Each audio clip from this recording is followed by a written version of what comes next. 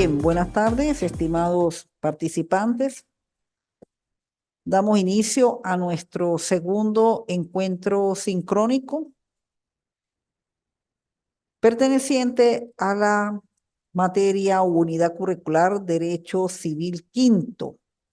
En esta oportunidad, pues vamos a tratar de dar dos puntos bien importantes relacionados, por un lado, la herencia y por otro lado, cómo se llega, de acuerdo al orden de suceder, a obtener la herencia. Primeramente, pues ya tocando desde eh,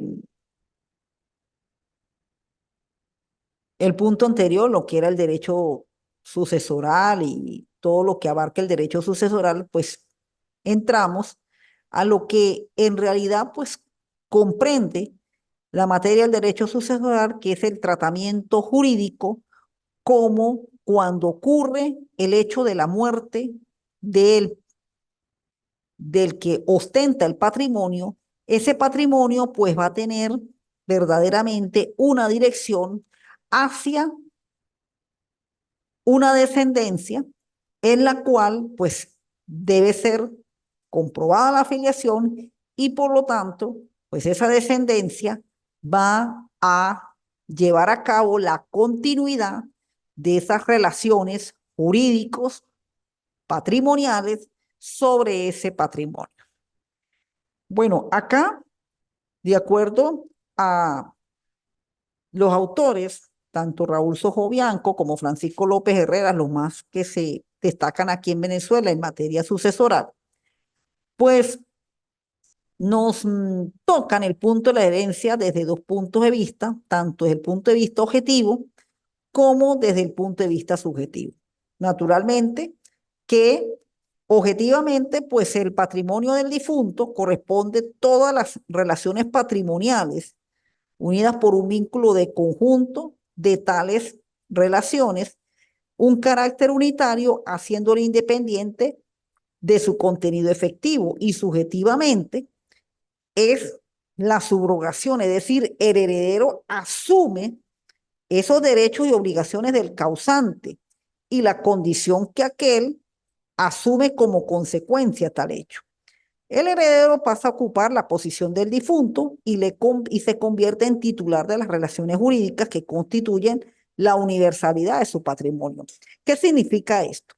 Que desde el punto de vista tanto objetivo como subjetivo, la herencia pasa a ser, por un lado, la nueva titularidad de ese patrimonio. Ese patrimonio va a pasar de ser de Pedro Pérez a la sucesión de Pedro Pérez. Pero desde el punto de vista subjetivo, los herederos, esa sucesión van a subrogarse todos esos derechos y obligaciones que el causante tenía al momento de producir la muerte. Si él era el propietario de ese bien, pues ese heredero se va a subrogar el derecho de propietario sobre ese bien. Y esas relaciones jurídicas que constituyen la universalidad del patrimonio, porque esas relaciones jurídicas están el ejercicio de esos derechos patrimoniales, como también el ejercicio de obligaciones que el causante pudo haber tenido. Aunque más adelante se tocarán los puntos relacionados con la separación de los patrimonios y las herencias a beneficio de inventario que se hacen cuando existe esa situación. Nos vamos entonces con generalidades de la herencia, transmisión de los derechos del difunto a los herederos. En el orden jurídico y social, esos derechos no se pierden con la subjetividad humana, especialmente los de contenido patrimonial. Los derechos de crédito se extinguen con la muerte. Sería fácil y lógica la liberación del deudor. Sin embargo, el asunto se proyecta desde el punto de vista de la seguridad jurídica. Es decir, en un primer momento se extinguen, pero si esa deuda es probada, el heredero pues prácticamente asumiría, a menos que haya esa separación de patrimonios y esa herencia, beneficio, inventario, las obligaciones que su causante hubiera dejado. Heredero, representante del difunto. Su entra en todas las relaciones jurídicas y queda investido de todos los derechos y obligaciones de este como si originariamente hubiese surgido en la persona de dicho heredero. El patrimonio del causante es adquirido por heredero como una unidad indivisible, sin que la transmisión produzca modificaciones algunas, solo cambia de titular.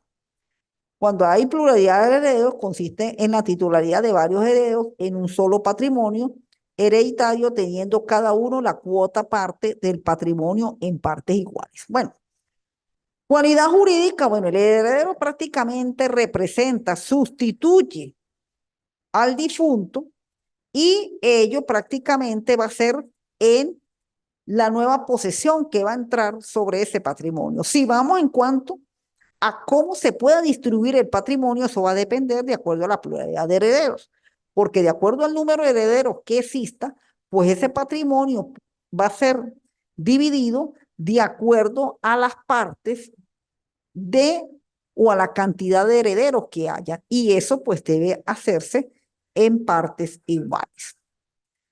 Bueno, aquí tenemos pues esta lámina enfoca en la cual los momentos cómo se va produciendo la sucesión hereditaria. Primeramente la apertura, luego la delación, adquisición, aceptación. La primera, bueno, se abre en el momento de la muerte y en el lugar del último domicilio del decuyo. Eso sí, hay una exactitud en donde falleció el de Cuyos, más que todo donde falleció el de Cuyos, donde tuvo el último domicilio, pues ahí es donde se apertura la sucesión. En cuanto a la delación, proviene del derecho romano, en la cual había una delación en cuando fuere posible añadir la herencia. La delación consiste en el llamamiento efectivo al heredero, o sea, la posibilidad concreta y actual que el llamado tiene a hacer suya la herencia.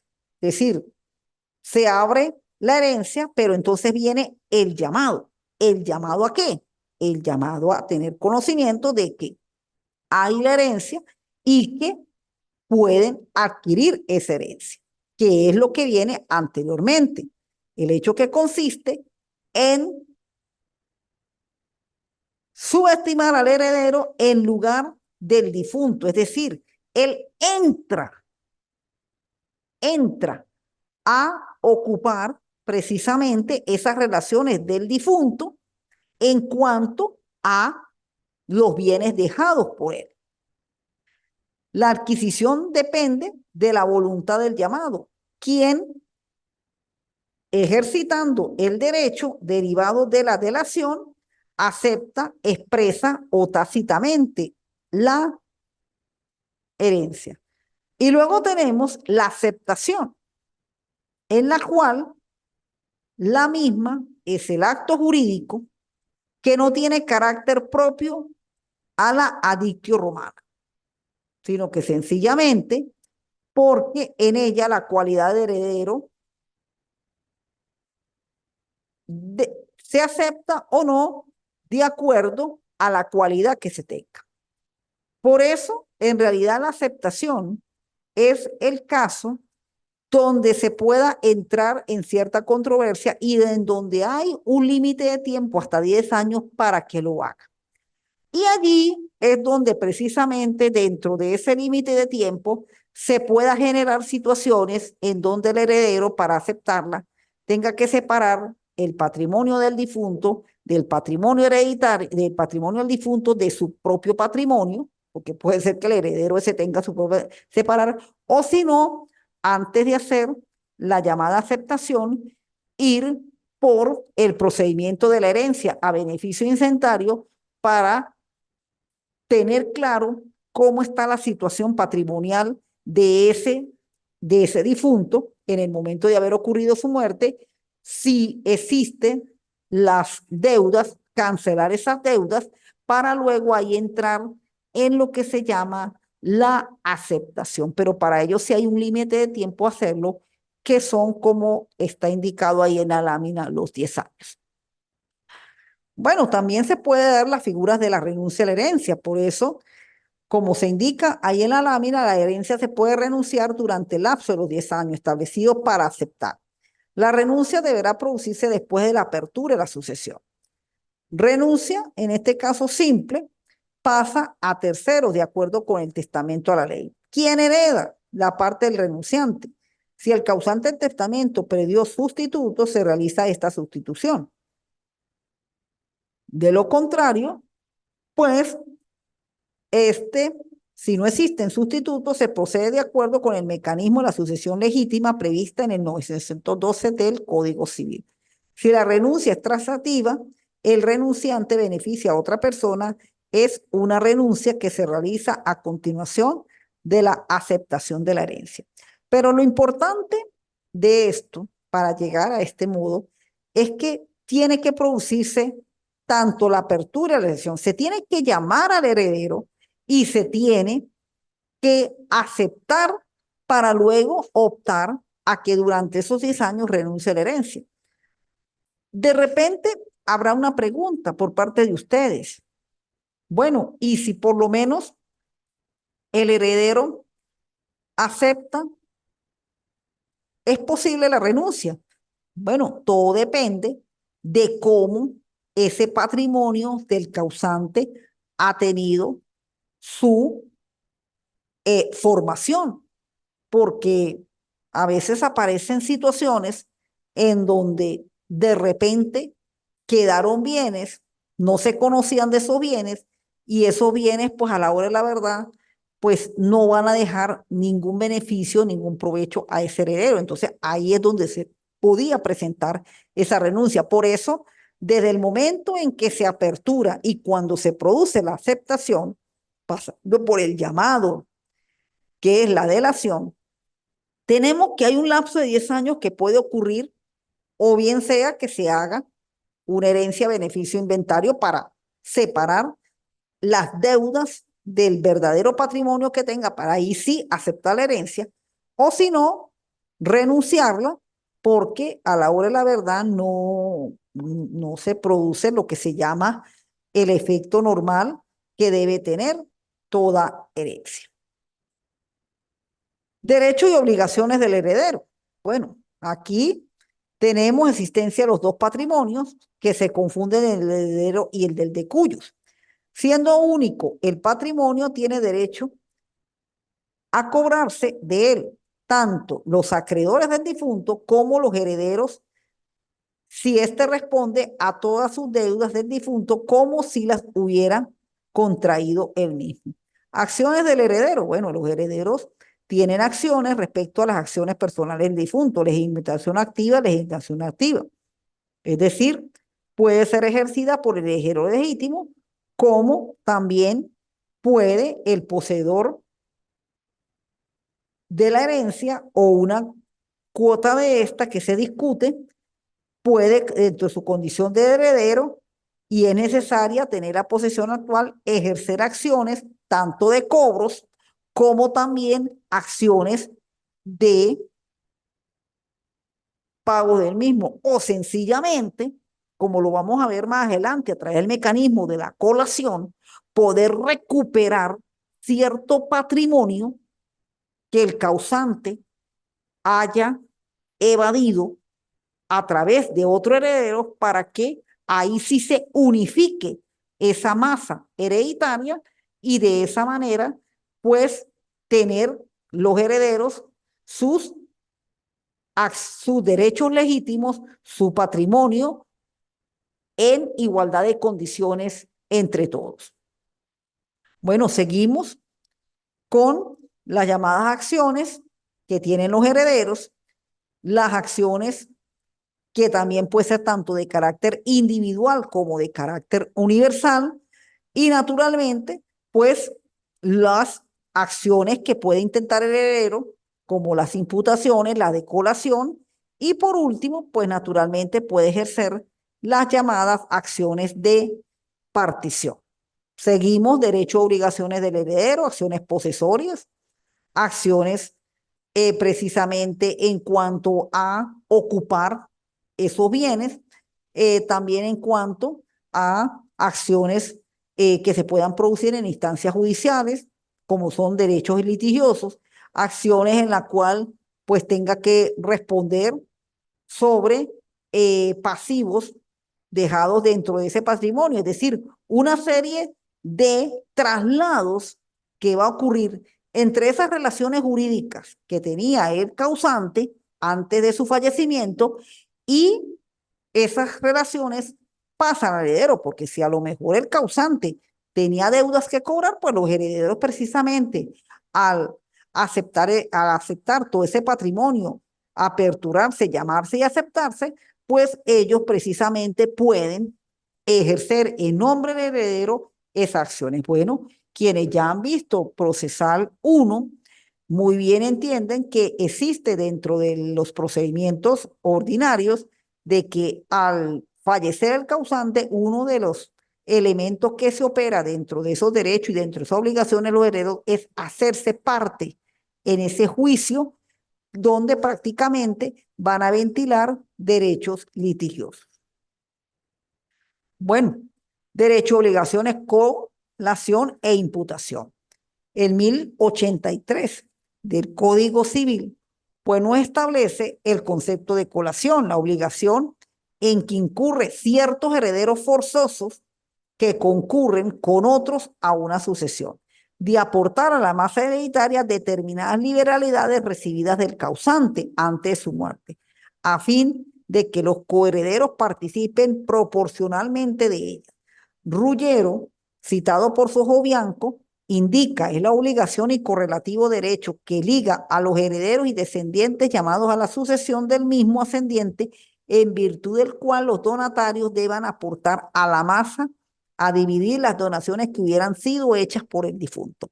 ¿Qué significa esto? Tanto lo que explica la norma como la definición de Ruggiero, de que muchas veces ese patrimonio dejado por el causante puede ser todo, puede ser como cierto bien. Hay una desviación en la cual el causante lo hace con algún heredero. No lo hace con todos, lo hace con algunos. Entonces, los demás, a los fines de preservar esa unidad familiar, como lo cita el doctor López Herrera, y al tratar de unificar esa masa para que todos reciban en partes iguales, hacen que ese bien obtenido por ese heredero, en la cual tuvo su situación irregular con el causante, se incorpore a la masa sucesora, a la masa hereditaria, se incorpore a ese patrimonio hereditario y de allí pues hagan la correspondiente división, la correspondiente partición en proporciones iguales. Es decir, es recuperar ese bien que estaba perdido por otro heredero. Que en la práctica lo que ocurrió fue una venta. Sí, le vendió, pero le vendió a uno. No hizo todo en igualdad de condiciones. Pues para que quede en igualdad de condiciones hay que recuperar ese bien, es decir, esa venta se anula y todos los bienes van a quedar dentro de esa masa sucesoral para luego con una eventual partición, ahí sí se divida ese patrimonio en partes iguales a cada uno de los herederos. Bueno, seguimos con todo lo relacionado con la colación, cómo es que se lleva a cabo esta actuación judicial, que eso por lo general se resuelve ante un procedimiento de primera instancia y qué es lo que en realidad pues se va a recuperar como bien hereditario. Derecho de obligaciones, el patrimonio y los patrimonios separados. Entonces también tenemos, como les decía anteriormente, de que los herederos tienen también el derecho de separar los patrimonios precisamente a los fines de eventuales acreencias que se pudieran presentar dentro del patrimonio dejado por el causante, porque aquí vamos a partir de lo que en derecho civil bienes se toca con el tema del patrimonio prenda común del acreedor. Y la prenda común del acreedor no solamente el pasivo existente en vida de ese causante, sino también el pasivo que en el momento de la muerte deja, y por lo general los herederos pues pueden optar por separar el patrimonio para que el patrimonio del causante responda por esas acreencias que había dejado y no se confunda con el patrimonio del heredero, que a la hora de la verdad pues nada tenía que ver con esas deudas. Por eso la norma del 1049 del Código Civil se establece que los acreedores de la herencia y los legatarios pueden pedir la separación del patrimonio, el de cuyos y del heredero, aun cuando tengan una garantía especial sobre los bienes de la herencia. Es decir, es una seguridad que los acreedores deben tener a los fines de que verdaderamente responda son los bienes de quien originó la deuda, más que todo en este caso el patrimonio del causante, y no se confunda con el patrimonio del de cuyos, en la cual pueda hacer que desmejore o le cause daños y perjuicios a ese heredero. Bien, entonces aquí faltó este punto bien importante: derecho de obligación en la colación, y aparte de la separación del patrimonio, tenemos la figura de lo que es el beneficio de inventario. Esto es algo muy interesante, incluso está el procedimiento por el cual se lleva a cabo este beneficio establecido en el procedimiento de Código de Procedimiento Civil, pero la norma del Código Civil es la rectora por el cual cuando opera esta figura del beneficio inventario. La institución se aprovecha, es la institución que aprovecha al heredero, pues al mantener separados los patrimonios, lo beneficia evitando el peligro de pagar por sus propios bienes a los acreedores del difunto. Consiste en declaración solemne del heredero de no querer asumir la responsabilidad de tal, si no es con responsabilidad limitada. En la formación del inventario, esto es descripción exacta y detallada de todos los bienes que integra el caudal hereditario. ¿Cómo funciona esto? A los fines precisamente de que los acreedores tengan garantizados sus acreencias, pero tampoco el heredero salga perjudicado.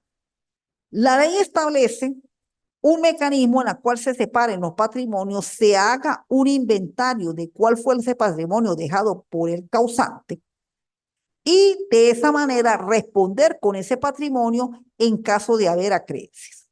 El Código Civil establece, desde el punto de vista del derecho sustantivo, lo que se debe hacer para que precisamente se haga esa separación del patrimonio. Pero la manera como debe hacerse, pues lo tenemos en el Código de Procedimiento Civil, en la cual se lleva a cabo un procedimiento de jurisdicción voluntaria, donde precisamente se forma ese inventario y se indica cuáles son esas deudas, cómo ese patrimonio puede responder con esas deudas a los fines de que el heredero no responda con el patrimonio de él. Por eso hay dos formas en las cuales esa relación jurídico-patrimonial del heredero con el causante pueda tener verdaderamente situaciones en la cual no perjudique esa herencia a ese heredero. Primero, está la vía de la separación de los patrimonios, que lo pueden pedir los mismos acreedores a los fines de que el patrimonio del causante responda por esas deudas. Y segundo, está el beneficio inventario, que se lleva a través de un procedimiento de jurisdicción voluntaria para determinar cuáles son precisamente los bienes por el cual el causante deja en cuanto a pasivos, y de esta manera, pues, responder esos pasivos con el patrimonio dejado por el causante hasta tanto se cubran todas las deudas, y de esta manera no perjudicar al heredero. Entonces, tenemos que así como el heredero tiene derechos y obligaciones de recuperar bienes del causante que fueron a lo mejor transferidos, ocurridos a través de transferencias engañosas, también tiene el heredero derechos y obligaciones de no perjudicar su patrimonio, sino responder el patrimonio al causante mediante estas dos figuras. La figura de las colas de la separación de los patrimonios y la figura del beneficio de inventario en la cual se lleva ante un procedimiento judicial. Entonces, lo interesante de este tema de la herencia es que la herencia, pues, una vez que ocurre el hecho fatal de la muerte, ella tiene un tratamiento jurídico adecuado a las relaciones que ese causante llevó. Si muchas veces esas relaciones del causante fueron de manera en la cual no se llevó a cabo ese tipo de negociaciones, se actuaba de buena fe, siempre estaba al día en las deudas, pues el mecanismo para llevar a cabo todo lo relacionado con apertura, delación y aceptación de la herencia, pues no va a tener ningún problema, ningún trauma. Pero si fue dividido, fue desviado, se perjudicó cierta parte de los herederos, porque puede ser que un heredero salió más beneficiado que los otros, pues tenemos los mecanismos de la colación y de la imputación para que se recupere ese patrimonio, vuelva a la masa sucesoral y de ahí de la masa sucesoral pues hacer las divisiones en la cuota de igualdad correspondiente. Y también está cuando existan las deudas, en el cual el heredero pues no responderá por esa deuda, sino se va a responder de acuerdo a la situación planteada. Se puede a través del beneficio de inventario o se puede a través de la figura del patrimonio separado. Entonces, esto es lo importante entender con respecto a las herencias, porque la herencia es sencillamente el patrimonio, esa masa que deja el causante. Esa es la herencia, su forma de adquirirlo, su forma de llevar a cabo el trato de ese patrimonio, pues va a depender de cómo se llevaron esas relaciones jurídicas de ese causante cuando en vida pues disponía y utilizaba y hacía negocios con esos bienes. Eso va a depender de esa manera. Y bien, y una vez pues conocida la herencia, nos vamos a lo que es la figura del orden de suceder y los tipos de sucesión. Y acá ya partimos de lo que precisamente corresponde el tema de la herencia. Es decir, en estas láminas, que ya láminas se les enviaron a ustedes, tenemos cómo precisamente las herencias llevan una gradación y todo va a depender de la situación en donde el causante terminó su vida mortal. Porque muchas veces en todas las herencias, pues no sucede la relación que mayormente se conoce, en la cual los hijos pues heredan el patrimonio de los padres. Eso es lo más normal, pero sucede situaciones en que eso no sucede. De repente existe un patrimonio hereditario, pero ¿qué sucede cuando no hay hijos? ¿Qué sucede cuando no hay el viudo? Entonces, también la ley, ante esa situación, responde cómo es que va a ocurrir el orden de suceder. Y de acuerdo a los tipos de sucesión, de qué manera es que existe la sucesión. Porque la sucesión, partiendo de la norma del Código Civil, en el artículo 807 nos habla de dos mecanismos, el mecanismo de la ley y el mecanismo del testamento. Entonces, tenemos precisamente dos situaciones donde precisamente se da esa situación. Bueno, aquí pues encontramos a una participante, Magali, en la cual pues bueno, le damos la bienvenida a la incorporación a nuestra clase. Entonces, eso es lo importante que hay que entender, en la cual la ley dispone cómo se lleva a cabo este mecanismo y también la misma autonomía de la voluntad establece cómo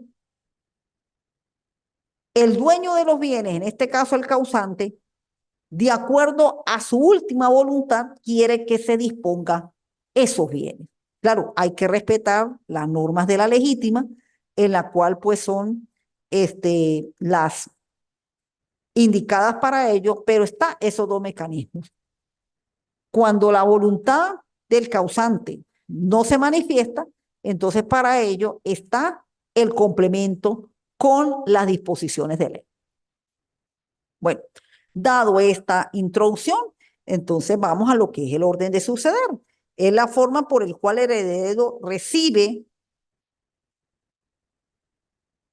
Aquí tenemos, vamos a corregir esta pequeña. Recibe la herencia, sea sucesión intestada o por medio de testamento. Es decir, sea por medio de la ley o por medio del testamento. Entonces, eso es lo importante que tenemos que entender, que la herencia, que fue lo que tocamos en el tema anterior, que comprende todo ese patrimonio, que es lo que hace el heredero, derecho del heredero, obligación del heredero y las situaciones por las cuales ese patrimonio se puede separar, un patrimonio el uno, un patrimonio el otro, o la vía legal para separarle el patrimonio a través del beneficio inventario, cómo es que opera esa situación. Cuando es autonomía de voluntad, es decir, por testamento, el testador dispone a quién deja los bienes, respetando por siempre lo que llama la legítima de otro heredero. Pero cuando no hay testamento, entonces la ley es la que me va a definir cómo es ese orden de suceder. Tenemos la norma relacionada con los artículos 822 y 832 del Código Civil, donde se contempla la manera como eh, cómo se contempla el modo de la herencia. Muy buenas tardes, la participante que estoy viendo en este momento. Bueno, buenas tardes. Bueno, ahí tenemos que nos seguimos por la ley. Y esto es muy importante porque por lo menos nosotros tenemos dentro de nuestras competencias como abogados la ayuda de la declaración sucesoral. ¿Ve? En el año 2013, por medio de una disposición administrativa del CENIAT, pues nos quitaron la asistencia. Sin embargo, por medio de poder notariado, autenticado, pues podemos realizar una declaración sucesoral porque precisamente la manera como se distribuyen los bienes, pues hay que ver también la condición en que termina la persona. Si la persona termina, ¿en qué estado civil? Por eso es importante el conocimiento del estado civil. Estado civil que nos remontamos al derecho de personas. Por eso aquí, una de las cosas que tiene el derecho sucesoral es que nos toca aquí volvernos a recordar lo de personas, lo de bienes, con esto el patrimonio, hasta tenemos que recordar las obligaciones porque toco el tema de las deudas y cuando hay deudas, pues las deudas hay que pagarlas y también en una herencia pueden surgir deudas. Entonces, todo eso se tiene que aclarar y por eso en la declaración sucesoral también se indican si hay pasivos, cuáles son esos pasivos, los activos, cuáles son esos activos y así sucesivamente. Bueno, entonces, observando la lámina, tenemos que por generalidad, el padre y la madre suceden a los hijos cuya filiación esté comprobada. ¿Cómo comprobamos la filiación? Con la partida de nacimiento. Con la partida de nacimiento se comprueba la filiación. Entonces, ya ahí está el primer indicativo, cómo es que se hereda. ¿Ve? Los hijos son los que tienen la primera opción. El hijo es la primera opción. Vamos ahora en el caso del cónyuge, el matrimonio crea derechos hereditarios al cónyuge. Sí, el matrimonio vigente y legalmente establecido, pues le da derechos al cónyuge también como heredero. Tendrán ustedes una pregunta relacionada con las uniones de hecho. Esa pregunta sale mucho y más que todo en nuestra sociedad venezolana se presentan muchas situaciones de situaciones de hecho.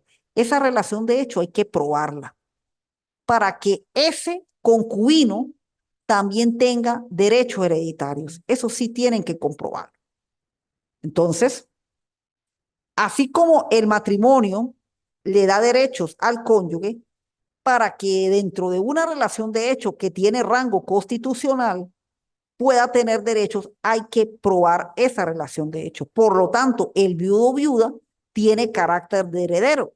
Al probar la relación de hecho, esto por analogía se le podría aplicar al concubino o concubina e igualmente tiene, como se dice, un carácter de heredero dentro de esa oración, pero hay que primero demostrar la relación concubinaria. Eso es lo primero que hay que hacer.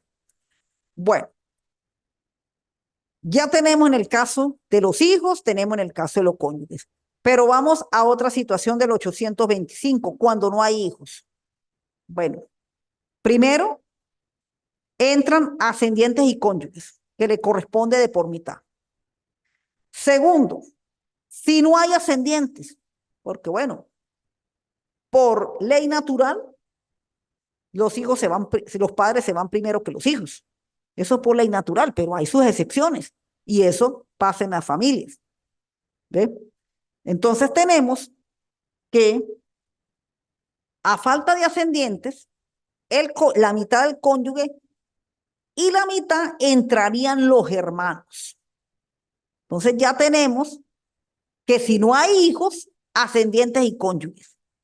Pero si no hay ascendientes, ya entra el cónyuge y los hermanos. Pero ¿qué falta? Si no hay hermanos, pues el cónyuge prácticamente asumiría casi que toda la herencia. Pero en caso de no haber cónyuge, entonces ya se repartiría entre los colaterales, que serían hermanos, primeros sobrinos y todos aquellos que pudieran surgir hasta el prácticamente sexto grado de línea consanguínea, porque eso sí, esto es línea consanguínea. El pariente afín, bueno, ahí sí no lo mire, porque el único que entra en la cual no es de su sangre es el cónyuge. De resto, todos tienen que tener una descendencia o una descendencia que tenga vinculación consanguínea. Eso es lo que tiene que generarse en el orden de suceder. Bien, la participante, no sé si tiene alguna pregunta hasta ahorita, porque mire, esto es algo, hoy que hay conectada una, pero esto es algo que les informo y les transmito, tenemos que tener sumo cuidado porque mayormente ahí es de donde opera. Mire, hay situaciones y la experiencia profesional me lo ha dado, donde se meten hasta cuñados.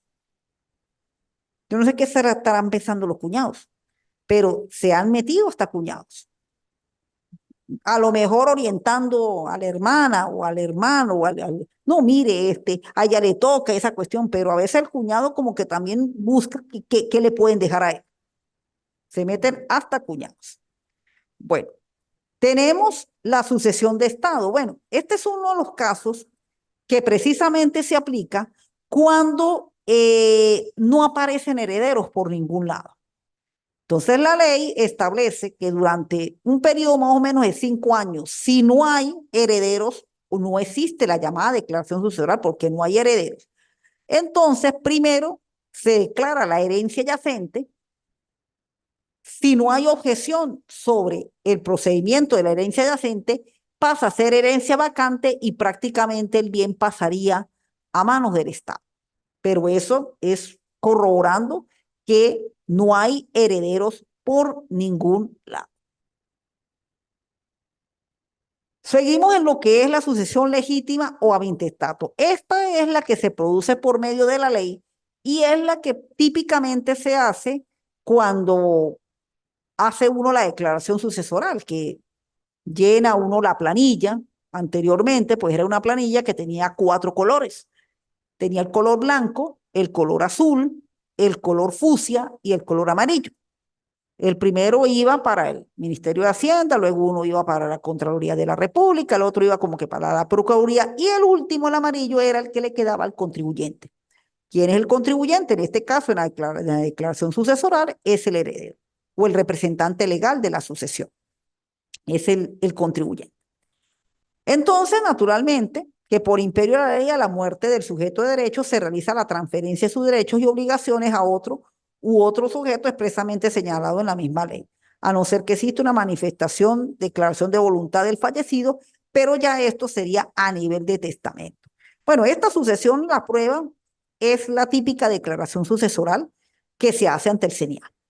Ante el CENIAL se hace precisamente eh, se obtiene lo que llaman el RIF de la sucesión, entran los herederos con su partida de nacimiento, con su RIF, se están ya incorporados y en el momento en el cual se indican los bienes, pues ya ellos se les establece ahora con el nuevo mecanismo de las plataformas cuánto es la cuota que le corresponde y cuánto es el impuesto que tienen que pagar. Naturalmente, dentro de la declaración, pues hay que indicar lo que son los activos, lo que es el pasivo, lo que son las llamadas desgravámenes. Ya con esto de las exenciones y exoneraciones hay que estar muy pendientes porque a nivel de la parte tributaria, pues se está llevando como las normas a que ya las exenciones y las exoneraciones prácticamente se eliminen. Es decir, ya aquí se quiere que todos paguemos impuestos, sea de la edad que sea, ya por lo menos que si el viejito, que si el dependiente, que eso prácticamente nos va a tocar que pagar impuestos a todos. Y dentro de la declaración sucesoral, pues estaba la figura de las exenciones y exoneraciones, que por mandato de ley, pues ello disminuía bastante el impuesto. Bien, la capacidad para suceder, naturalmente, para suceder igualmente, pues se tiene que tener capacidad. Y también aparecen las figuras en las cuales pues no pueden adquirir herencias, por lo menos las iglesias, los ordenados, los ministros, o instituidos a menos que sea instituido, sea cónyuge, ascendiente, descendiente, pariente consanguíneo dentro del 4º grado, inclusive el testador. En cuanto pueden recibir por testamento, todos los que no estén declarados incapaces de ello por la ley. Claro, el testamento es un acto de voluntad.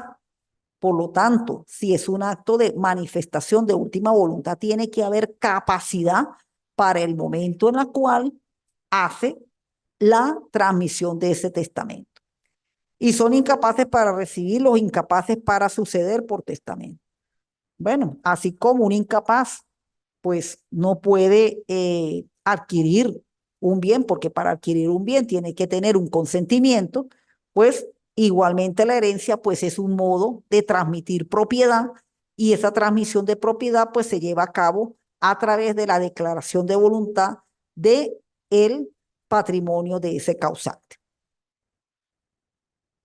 Aquí la figura de la representación. Esto tiene que ver, tal como lo explica Dominici, citado por Sojobanco, igualmente Cabanela y todos estos autores, es cuando precisamente existe el llamado premuerto. ¿Y qué es esto del premuerto? El premuerto es precisamente el heredero que surge producto de la muerte del heredero. ¿Sí? O sea, todo esto, lo que explican estos autores, te lo estoy descifrando en palabras muy sencillas. Es ese heredero que accidentalmente surge porque el heredero falleció. Y todavía, pues, el causante no había fallecido. Fallece el heredero, por lo menos, papá y mamá, y resulta que muere el hijo. Pero el hijo deja 2 hijos. Esos 2 hijos son los que van a entrar a la herencia representando a ese heredero, que comúnmente también se llama el premuerto. Por eso, de acuerdo a lo que explica aquí el Dominici, citado por Sojo Bianco, es una ficción por el cual se supone vivo al representado. Recibe los derechos que corresponden a aquel.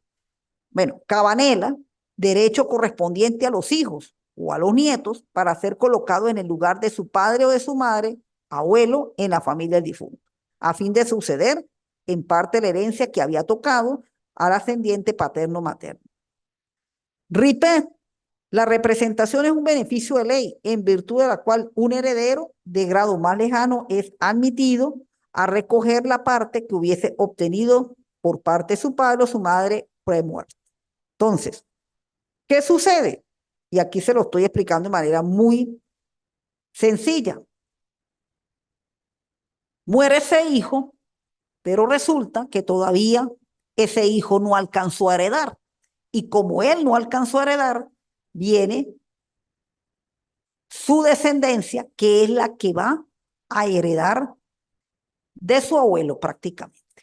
Así es como opera esta figura de la representación. La legítima, esto ya entra más que todo en el caso del testamento.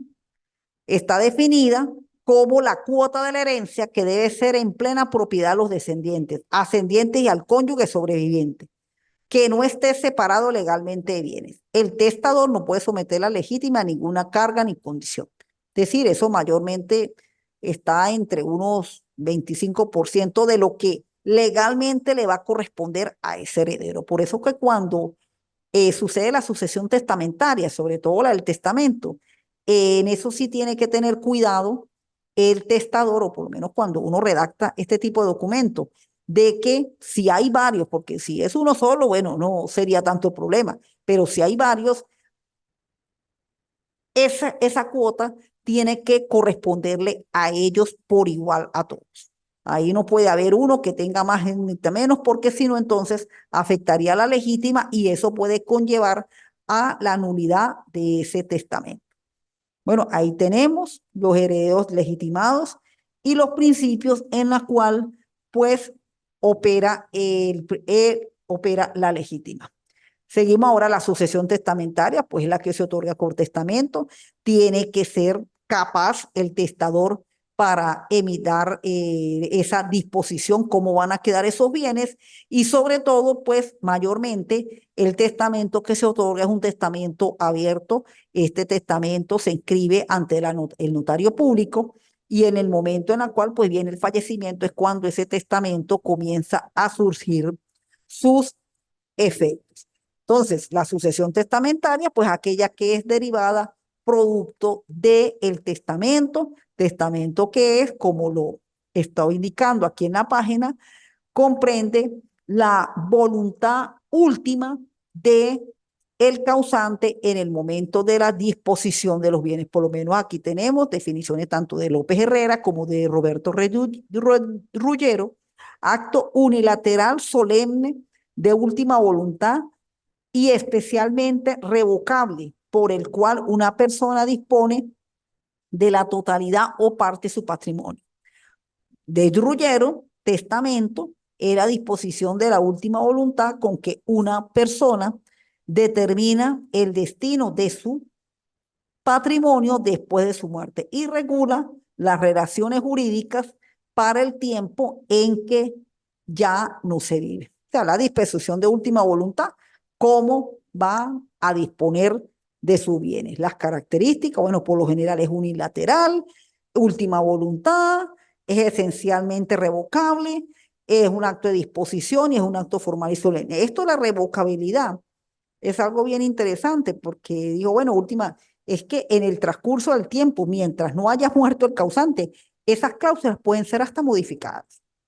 Sí, se puede incluso, se revoca unas cláusulas y se colocan unas nuevas. Ya cuando fallece la persona, bueno, ahí sí se abre ese testamento y se hace la adjudicación de los bienes, se apertura, se llaman, se hace la aceptación y se adjudican de acuerdo a esas disposiciones que dio el testador. Las clases tenemos abierto especial y otorgado en el extranjero. Existía lo que llamaba el testamento cerrado, pero con la ley de registros y notarías, pues prácticamente el testamento cerrado fue derogado prácticamente. Solamente se lleva a cabo el testamento abierto, que es el que actualmente se manifiesta la última voluntad y se inscribe en las respectivas notarías públicas. En especial son en determinadas situaciones en las cuales se tenga que otorgar un testamento y la ley indica cuáles son esas situaciones, que si en alta mar, que si cuando hay cuestiones de catástrofe y esa cuestión se tenga que otorgar por intereses y en el extranjero la formalidad, igualmente como sucede con los documentos, cómo se debe otorgar y el trámite consular que tiene que reunir este testamento para que sea válido aquí en Venezuela. Bueno, requisitos de manifestarse de manera directa, debe ser manifestado de manera inequívoca, es decir, hacia quién va a estar dirigido. El testador debe ser consciente y libre, no puede ser violentado y debe estar en plena capacidad para efectuar el acto. Ahora, con respecto al heredero y el legatario, mayormente el heredero actúa a título universal, el legatario a título particular en determinadas atribuciones que el testador haya dejado. Tenemos el legado citado por Sojo Bianco, disposición testamentaria que no atribuye la cualidad de heredero, o sea, toda disposición a título particular, cualquiera que sea su contenido, que una disminución de una herencia, una disposición a cargo del heredero o de un tercero o una legalidad del grupo para el favorecido en una carga. O sea, mayormente el legado, pues son características específicas que se dan dentro de la institución de la parte testamentaria. Es decir, son más que todo como a nivel de instrucciones, no tanto a nivel de adjudicación de bien, porque el que adjudica es más que todo el heredero. ¿Ven? El heredero es el que recibe. Ya el legatario, pues, es más que todo como a ciertas normas que debe cumplir dentro de esas disposiciones que el testador dejó. Nulidad e ineficacia del testamento. Bueno, los testamentos, al igual que cualquier documento de transmisión de propiedad, pues al presentar vicios son susceptibles de nulidad.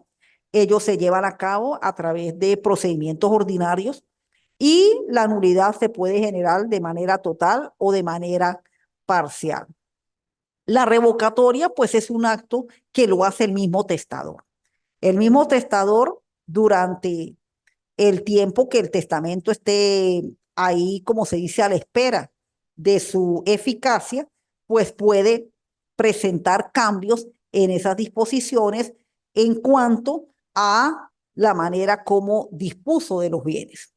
Y eso, pues naturalmente, lo hace todavía el testador en vida. Bien,